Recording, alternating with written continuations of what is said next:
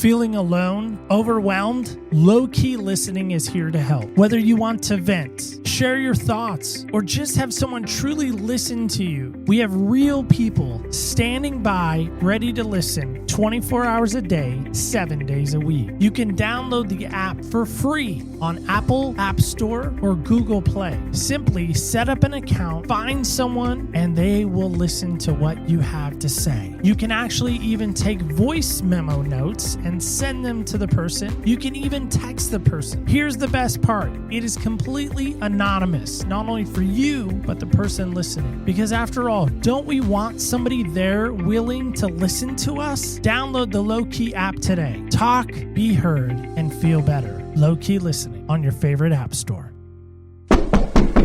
They say opportunity knocks, but what if it's not opportunity? What if it's something or someone else? A familiar voice from the past, a chance you've been waiting for, a mistake you thought you left behind, or maybe something far bigger than you imagined. Some doors were open without hesitation, others will cautiously peek through, and some we wish had never answered. This season on Other People's Shoes, host Neil Matthews is asking one question. Who's there? Will you answer? Will you hesitate? Step inside season 22 of Other People's Shoes, where every knock holds a story, and every door leads to a choice. Now here's your host, Neil Matthews. Welcome in to Other People's Shoes. As you know, I am your host, Neil Matthews. Thank you so much for joining me today. Really excited about our guest today. Now, before we get to our guest, I just got to ask, show of hands, if I offered you first class tickets, round trip, but you only got to stay in one park, do you choose Epcot, Animal Kingdom, Magic Kingdom, Hollywood Studios? Which one of those maybe big four do you stay in? And you can only pick one and you have to do that park only. Like it's a one-day park pass. Like what door would you knock on? What excitement would be there? I've always been a big Epcot guy. I don't know why. I just like that giant ball. It's just so amazing and fascinating to me. And it's perplexing because I'm like, how did that ball work? What did Walt think when he thought of the ball? All the things I think about. What does that have anything to do with our guest today? Well, I think our guest today is one of those people that when I heard about her and read about her, I was super perplexed. I was like, how does that work? How did she overcome that? Did she even want to open that door? Like, I wouldn't want to open that door. And you're probably like, well, let's find out why she opened the door. Well, that's my next question too. Let's find out together. Help me welcome in, of no relation, my new friend, Danielle Matthews. I only dropped your last name because it's so amazing. Welcome, Danielle. Thanks, Neil Matthews.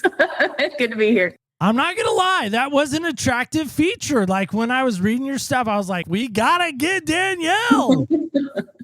Oh, I'm happy to be here. I look forward to this conversation. It's interesting, this concept of who's knocking on the door and do you answer? And I didn't choose what came knocking. Had I been able to, I think I probably would have not chosen it. It was forced upon me. And now looking back, it's like, I'm so glad. So glad. Well, you were telling us in the blue room, we don't have a green room. So obviously, as you can tell, it's what'd you call it? A Carolina blue room? Did I hear that correctly? All right. Just wondering, when you said you lived in Maryland too, it made me excited. I don't know why, but I love the name Terrapin, which is Maryland's mascot. And you're saying you were in Maryland as well. I thought, is she a terrapin? And then you had to drop the bombshell, which isn't the greatest bombshell. Had you said you went to Duke, that would have maybe ended our fun time together before it even got started. But you said you went to UVA, and I was like, well, that's kind of worse. Carolina, Virginia, we're not necessarily friends in football. Basketball, beating our pants off the last couple of years with Tony Bennett. I know. It's a good ride right now for them. Onward and upward, as I often say. Well, help us with this. If we were to find you in Florida, which is where you are, which is why I was referencing the Epcot thing. If we were to find you in Florida, what pair of shoes might we find you in that are your favorite pair of shoes that you would be wearing? In Florida, I love being barefoot. I hate to say. That wrecks the whole premise of wearing your shoes. It's fine. I mean, we could try to be in those bare feet. I'm not sure how. I know. Come on over, guys. Come on over. Is it really like if you had your choice, you would just be Jane of the Jungle barefoot all the time? Oh, for sure. Yeah. Well, where I live in the forest. It's the Ocala National Forest. And I don't know, Florida is like, it's sandy. I mean, obviously the beaches in the center of the state, also very sandy. I learned the hard way because we planted like 60 trees at the house trying to grow like fig trees, lemon trees and everything else. And there's no nutrients in the soil. It's all sand. We've been on a slow road with those trees. Yeah, I walk around barefoot as much as I can. It's really grounding. It's like centering. You feel connected. It's relaxing. I just like being outside. I'm a nature girl. That's why I live in the middle of nowhere. Well, if you're a nature girl, welcome to Oregon. We would welcome you with open arms. We have trees here. I don't know if you knew that we had trees in Oregon. It's gorgeous over there. I've only like driven through on a road trip once, and it was just so green, so lush, rainy, but beautiful. We do get rain. People think it rains like all the time, like Seattle. I'm like, we're not that depressed. We send it on and upward to Seattle. Help us with this idea again of someone being or something being at your front door and this proverbial knock of life, I think we called it. And how does that resonate? How is that even part of your story? Should it have even been a chapter? Well, let's just talk about what came knocking. I was 23. I got hit by a drunk driver. It was 7:00 in the morning. I was in Maryland, actually. I was in Baltimore. And I was leaving Baltimore. Guy, I guess, had been out the night before. He was drunk, passed out, and came in my lane and he hit me head on. The day of the accident, they didn't take me in. Ambulance came, everyone came, and they just told me, you're just in shock. Because I kept saying, I feel really out of it. Something doesn't feel right. And they checked me out, but they said, no, you're just in shock. You've been in an accident. That's what's going on. And then my parents came to pick me up and they were like, something's not right, Danielle. And I'm like, I don't know. I don't feel good. They took me to an urgent care. And they said the same thing. Oh, you're in shock. You're going to be fine. Here's a little something maybe because you're going to have whiplash. Well, it turns out everything was not fine. And I had sustained a traumatic brain injury. They classified it as a mild one when it finally got diagnosed, which I like talk about an oxymoron. Like, how can you have a mild traumatic brain injury? If it had been worse, I would have been in a coma, had a brain bleed. I didn't have any of that, thank goodness. What I was dealing with was I couldn't process. I couldn't get the words out I wanted to. I couldn't handle input. So light felt like someone was shining a flashlight in my eye, just like being out in like natural light sunlight. Noise, I heard everything at the same volume. Like it all came in. I could hear the air conditioner and what you were saying and the knife and the fork. And it was like a cacophony that my brain couldn't like siphon out what to pay attention to. And so everything was just overstimulating and overwhelming. And I had severe migraines, severe. It felt like somebody had a vice grip on my head and there was just this pulsing and it was so intense. And I was dizzy all the time and exhausted. I couldn't sleep. It was like my brain wouldn't turn off. So I would be in bed all day. Think about all the stuff you usually have to distract you. You have your phone you can look at. You could listen to music. You could watch TV, do things to like keep you occupied while you're laying there. I couldn't do any of those things. Found myself alone in my room, blackout fabric on the windows because the light was too much, just with my thoughts, which is, I think, a lot of humanity tries to avoid.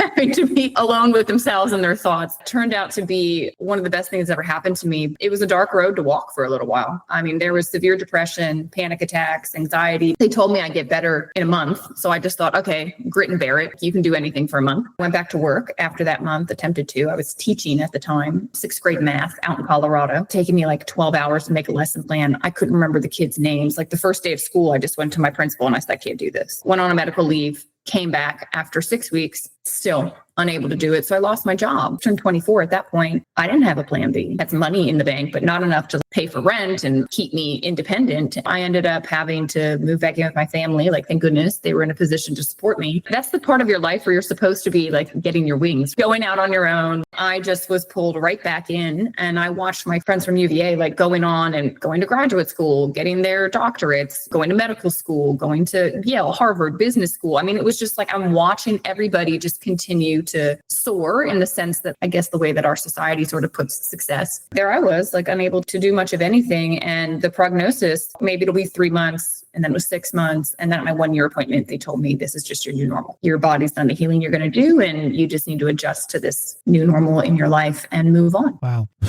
Thanks for being willing to share that. A lot of folks that we meet on Podmatch, which is where we met you, they get in a rhythm and a routine and sharing their story. I've been told sometimes gets easier. Sometimes somebody told me recently that it brings them all back where it happened. And I just thought, man, every time it brings you back. And the person was like, well, it gets less and less being pulled back. She goes, kind of a sci-fi person. It sucks you back into this vortex. Like you just feel like you're being, I'm not a Trekkie per se, like transported back. That would suck. And she goes, yeah, it gets less and less. When I first started telling people, it was pretty traumatic because I relived everything all over again. I'm like, probably should see somebody about that. Not being funny, but truly like, But truly, probably yeah, see somebody it's about true. that. The first thing that jumped out at me is the obvious one. Are you able to forgive this individual that did this? It's so interesting. And maybe it was because I didn't have the capacity. At the time that it was happening, I didn't get angry at him. I think I was just so focused on how do I get myself better? I want to get better. I want to get better. There was no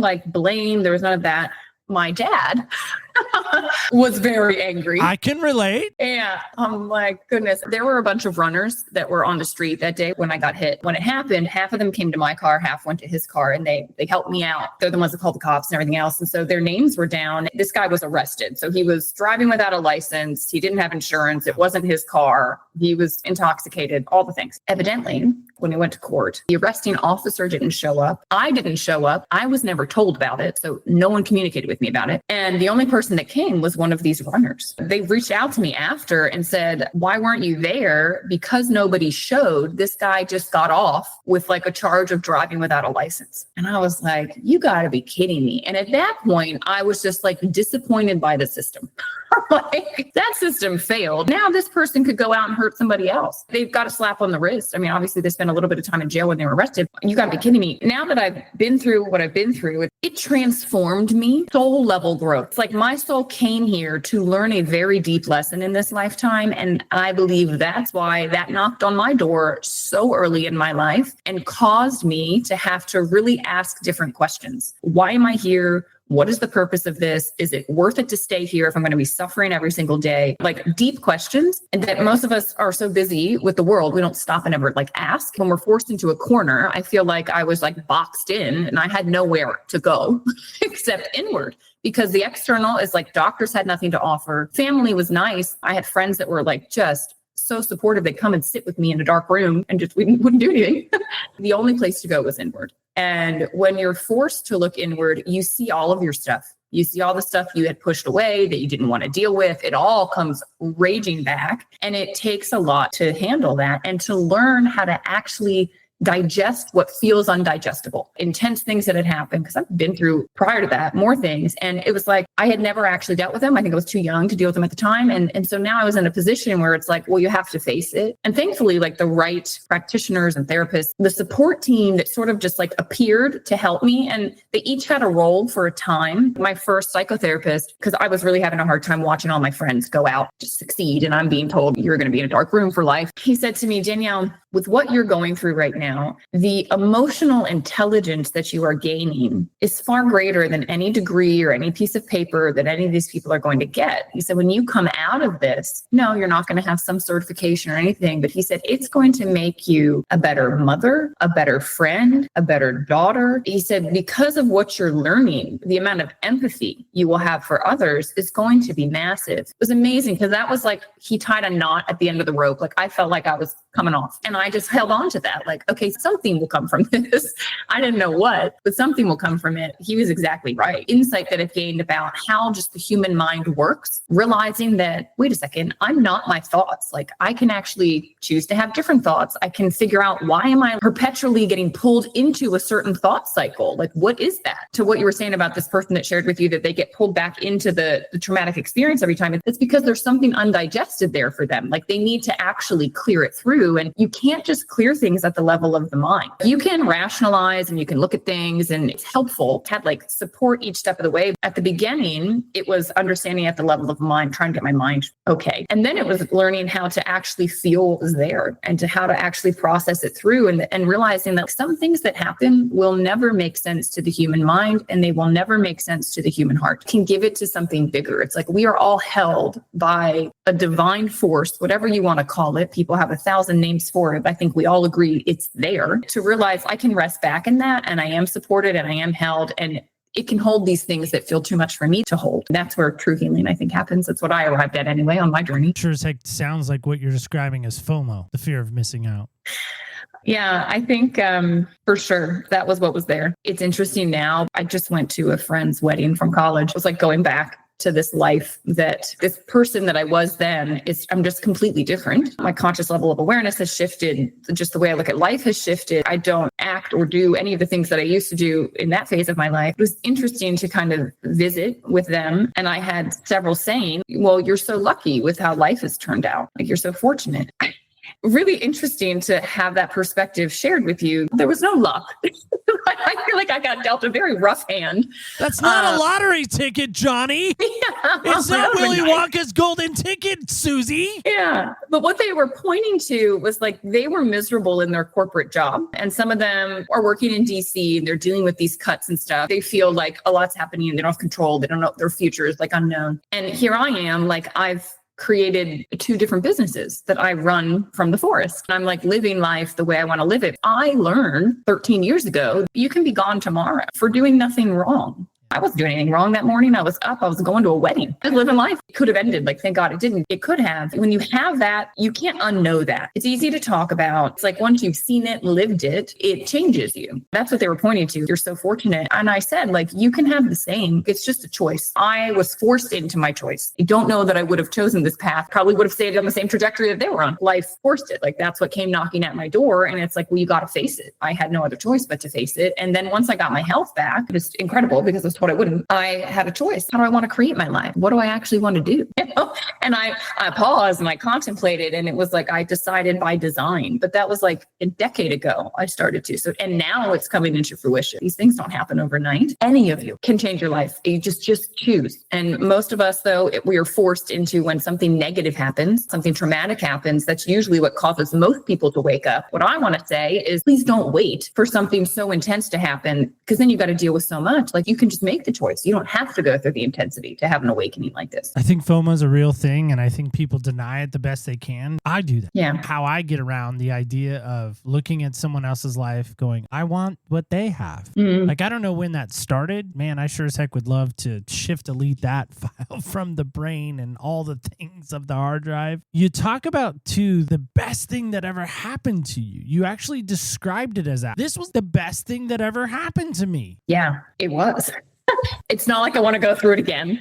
And I don't wish it on other people. When you go to work out and you're like, oh, it's killing me. And then you feel great because you're stronger and you're like, oh, it was worth it. It's that. In the moment when you're working out and you're pushing it, you're just like, oh, the best analogy I can give, because that's obviously physical. This was a mental, emotional, and spiritual intense workout for years.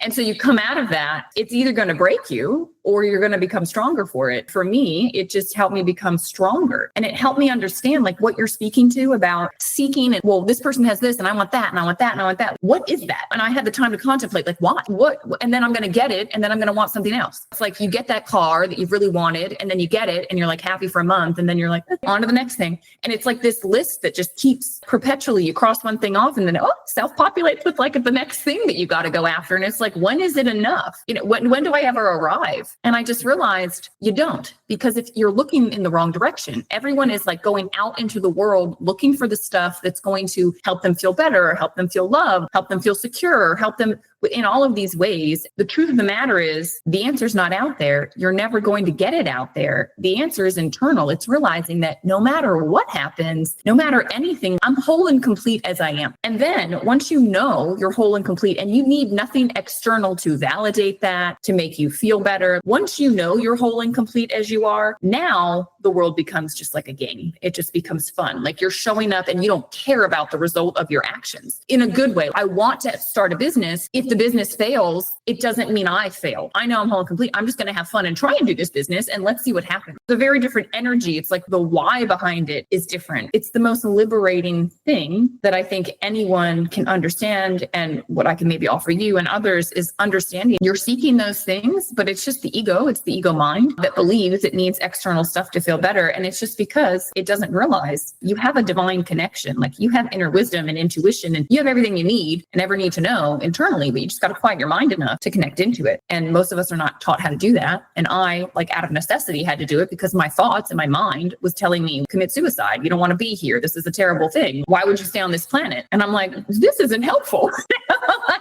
Something's got to give. And I was able to find that still silent space that exists in all of us beneath it. And it's like the sky that's always there. It doesn't matter if there's a hurricane blowing through Florida. Like I know the blue sky's back there somewhere. And it's just like, let the storm blow through and rest in that as it does. Don't get so drawn into it. Well, first off, I love the analogy of the blue sky. I'm not sure why I love the analogy of the blue sky so much, but see if we can circle back to that. Every storm runs out of rain. Mm-hmm. I just love that song. It's a song, by the way. Every storm runs out of rain. I've not heard that song. I was about to be very impressed. I was like, I've never heard that before. It's a country song. Okay, I'll have to listen to it. Every storm runs out of rain. Let me just be candid. Sometimes things just suck. Mm-hmm. Honestly, love what you're saying. The idea of getting still, the idea of getting quiet, I think they're not synonymous with each other. You can be still and not be quiet. You can be quiet and not be still. You bring up something that I think few really want to talk about. And that's the idea that you really maybe had those thoughts. Is that what I'm hearing? You had those thoughts of, I don't want to live this way anymore. I want to go. And not in a go to someplace awesome like Oregon. You wanted to leave. Take your life, leave. Mm-hmm. Yeah. As an educator, as a guider of young mind, person who seems, again, this bright light of sunshine in Florida. Mm-hmm. That's a Florida reference. The cavalier that's going to march into battle, the musketeer even. I know it's different, cavalier, musketeer. You would have robbed the world of you? You would have been willing to do that? It was so dark. And imagine being told you're going to forever have headaches, forever not be able to get the words out that you want. You're going to forever not be able to handle light and noise. So you can't watch TV, you can't look at a computer, you can't listen to music. Walking outside is going to be a pain for you. You got to wear a hat and sunglasses. Everything's just difficult. I couldn't do that to my mom. I knew if I do that, I will break my mother's heart. It was like this internal decision of, okay, well, the only out is that way. It's like a full out. We're not going down that path. All right. So then what do? I had to look at it and I just said, okay, there's new rules that have been put on my game of life. It looks different. This board looks different. How do you play this game? How do you win? And for me, winning just simply meant being happy.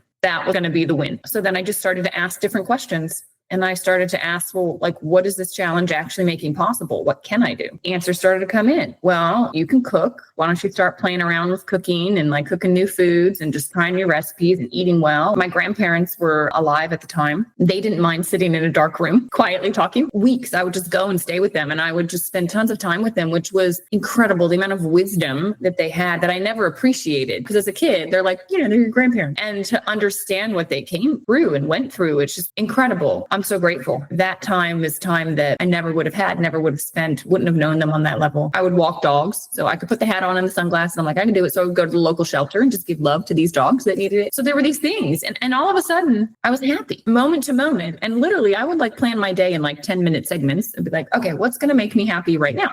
What could I do right now that would bring me some joy? And sometimes it was just being super present with whoever was with me, asking them about them, seeing how I could support them. I changed. And it was so incredible. When I shifted, internal shift, when I shifted, the world shifted. I now think of it as a little math equation. I used to teach math. I love equations. It's the external world plus your internal response equals your reality. My internal response to the external, to the brain injury, to the drunk driver had been for a long time, I was a victim. It wasn't fair, shouldn't have happened. I didn't deserve it. Why me? That whole thing. And everyone validated that. Everyone was saying the same thing. What did that mean for my reality? That there was nothing within my control. I was a victim in this situation. It just was awful. And what I did is I switched the internal dialogue I was having with myself. And I just said, okay, fine. The external world happened. These are the rules. Great. I want my reality to be happy. And so what do I need to do? I need to switch the way that I'm internally looking at this and being with this. And when I did that, my world changed.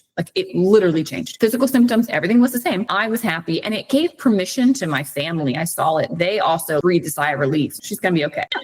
Whatever happens on the physical side, we don't know. She is going to be okay. That was a huge switch. It's a huge switch that all of us are empowered by. I have very little tolerance for people that keep themselves in a victim mentality. Now, no, you have the opportunity to change. And if you're feeling victimized, I believe now, truly, that life is conspiring to put us in situations to make us have this awakening so that we realize this external stuff, we get to pick, we get to choose.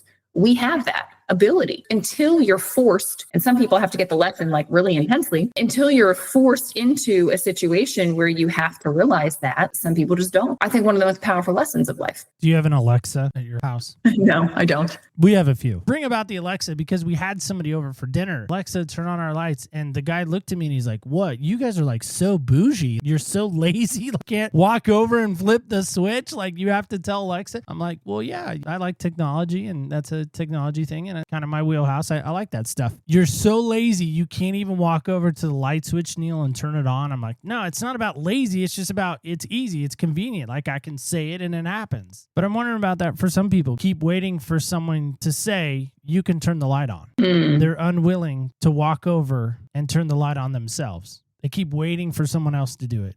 I'll wait. Next Monday, I'll do it. I'll get up and turn on the light. Next Monday, I'm going to try it. I'm going to do it. I'm ready. I got a plan. I'm going to do it this time. And it sounds like what you're saying to me is you didn't wait around for that to be spoken over you. You didn't wait around in any way. You went out and sought it. By the way, I love hearing you say you willingly went to grandma and grandpa, kind of like teach me, dump out that wisdom, give me the bucket of awesome. I love that. Yeah. Brain trauma or not, who thought of that?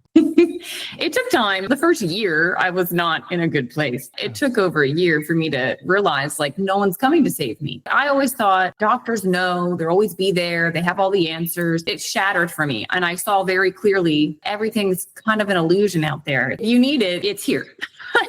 You got to make it happen yourself. And it was interesting, when the pandemic happened, I was watching everyone. And I said to my sister, I said, it's so interesting. Everyone is now going through like what I went through. Like all of a sudden, you're not allowed to leave your house. You're stuck in all the stuff you used to do. You can't do. I said, at least none of them have a brain injury while they're doing it. They at least feel good. And I saw people like realize how fragile systems are. And like, can you really trust them? And do they have your best interests at heart? Who's really running the show? And like, is anyone running the show? The illusion, it was popped for me after my accident. I just realized it's sort of like, it's a fantasy we all kind of want to believe in, but I don't know. It's like the structures aren't as strong as you think they are. And I think we see that. I watch a lot of people have a lot of difficulty with that. And so it was interesting to be able to be in a position that's like a beacon of light, like a ray of sunshine down here in Florida. But like, that's what I want to be for people and go, hey, hang on, I've walked a similar path. Let me show you what I found out. See if it's helpful for you on yours and with the things that are feeling earth-shattering in your world. I was grateful to be in a position to do that. So I say when I look back, like, wow, I'm so glad this happened. And the timing of how it happened, it all makes sense. Hindsight's 2020. Like now, looking back, to be in a position to be able to support people through that was great. And I had a team that I was leading and one of my businesses, and it was wonderful to be able to just be like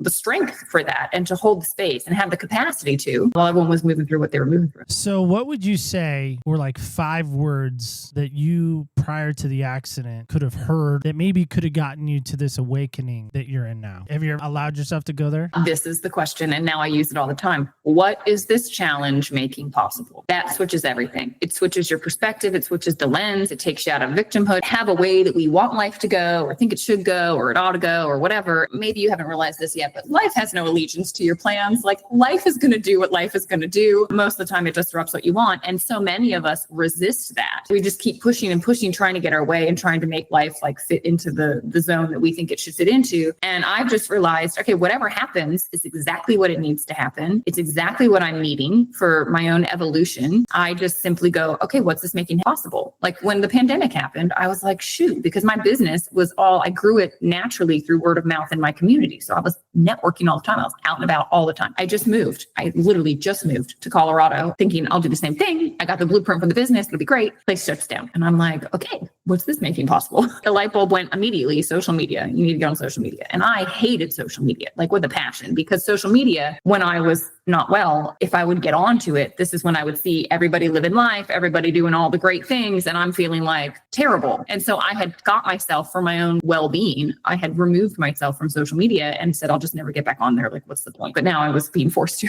That's when I decided, okay, well, then I will produce content that is going to be beneficial to others, will lift them up, will get them thinking differently, and just sort of be that beacon of light out there that maybe someone else is needing in their darkness. And maybe it's just one post one day that they see and then never see me again. And great, I made a difference. And so that's what I started doing. And I think that had I had that mindset going into what I went to, just knocked on my door, I would have been better off. You have to learn it. I had to learn it. The teacher still has to learn things. She had to go back and be the student again. Oh, for sure. I'm like the student of life now. It's like the more I learn, the more I realize I don't know. and the lessons keep coming. By the way, it's Gary Allen. I had to look it up. The ADD brain in me. I don't know if I have that. People say I do. I don't honor that. I don't subscribe to that channel. I unsubscribe a lot when that comes through. It's Gary Allen. It said, every storm runs out of rain, just like every dark turns into day. Every heartache will fade away, just like every storm runs out of rain. Oh, I love that. Gary Allen. I'm going to go listen to that. Yeah. It's country.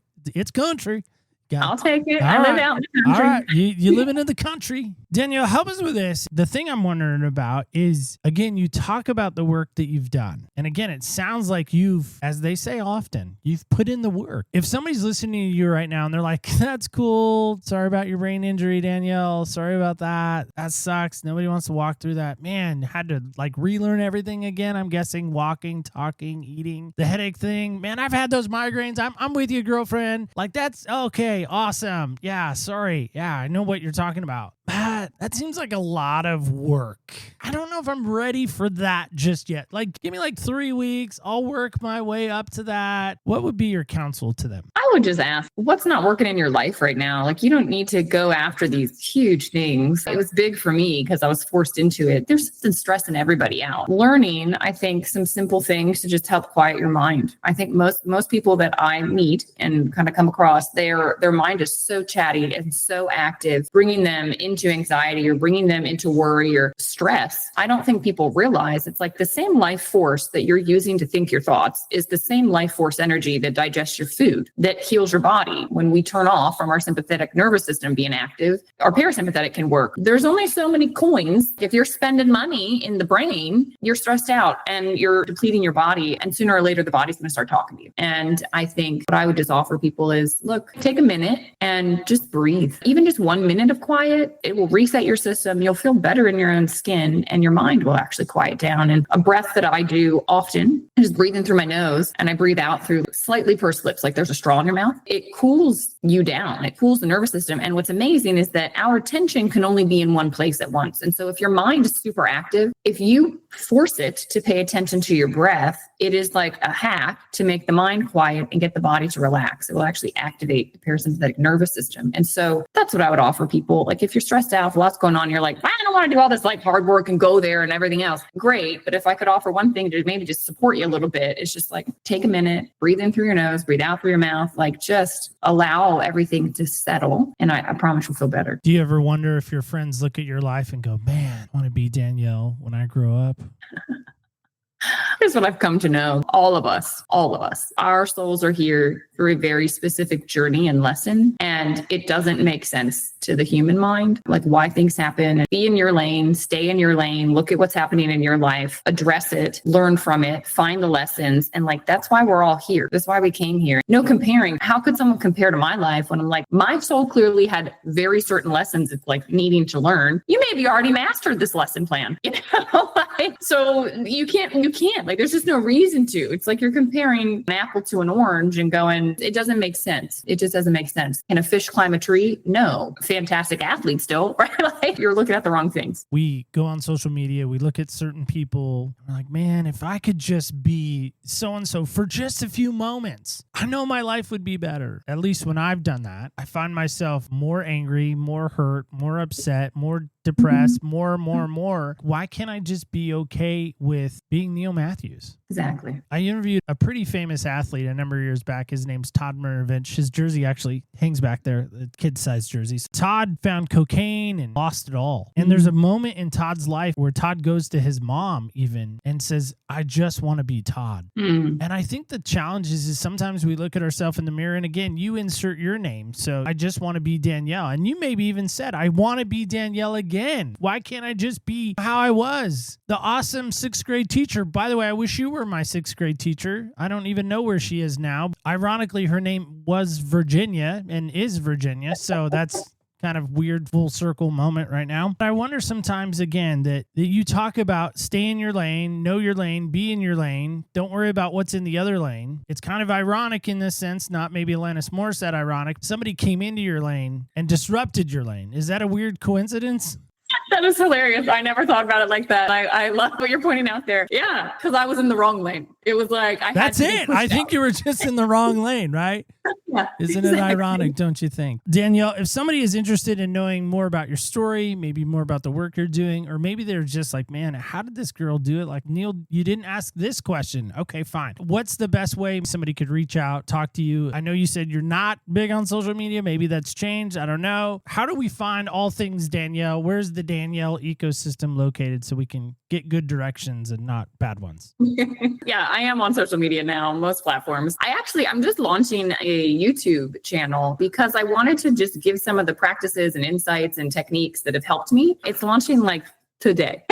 You didn't know that. The timing worked out. And it's called Heal with Danielle. That's the handle. You'll see my email there and you can get connected in all the descriptions. You'll see all the different ways to connect in on all the various platforms. I think that's a good place because it'll give you value. If you want just some support with things, there's going to be a lot there. And my intention is just to continue to create a community to help people on their journey, whether it's physical healing, mental, emotional, spiritual healing, whatever it is, whatever I can offer to make it a little bit easier. Do you wear glasses now, or have you ever worn glasses? I have, yeah. Okay. I have contacts in right I was now. just going to say, are you a contact girl? I have to wear the glasses still. It makes me feel old every time I put them on. I'm like, gosh, I can't see. I sometimes don't wear them places, and then I try to read words, and I'm like, I don't even know what that word is with my glasses on. That probably isn't a good thing. One of the favorite things that I used to like when I was a kid was going to the optometrist, and they would say, okay, is A better than B? And I would always laugh at it. It always seemed to be a gal optometrist. I don't know. There weren't very many dude optometrists for some reason. But I'm wondering about that. Like somebody's looking at their life going, man, A looks really blurry. Let's see what B looks like. And to me, I think that's what you're willing to say is maybe, again, your A vision is looking pretty blurry. Your B vision can get better. And here's some steps out. And I love that you're willing to do that. Danielle, I think it's only fitting that we play the fastest growing game in the podcast community. It's called Heal Hustle. So we didn't prep you for this. These are 6 random questions. They're all about you. Don't worry. It's not like the state capital of North Carolina, which is what, by the way, this is a pre-question. Do you know that one, by the way? No? Is it Charlotte? No, Is it's Raleigh. Don't say the Raleigh. word Durham. Ugh. Like I just threw up in my mouth because I had to say it. Thanks for making me say that D word. You're welcome. Not Danielle, the other D word. No, this is Heal Hustle. It's just kind of a fun way we end the show. So Zach's going to tell us more about that. Zach, take it away. It's now that time in the show to play the fastest growing game in the podcast world. We call it Heal Hustle. Today, our guest will try to answer all 6 of these questions in 60 seconds or less to win a prize from our prize closet. Audience, feel free to play at home. Let's put 60 seconds on the clock. Ready, set, hustle!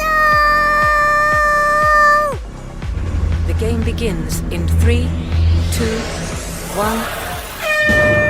All right, Danielle, don't be nervous. Who was your childhood celebrity crush?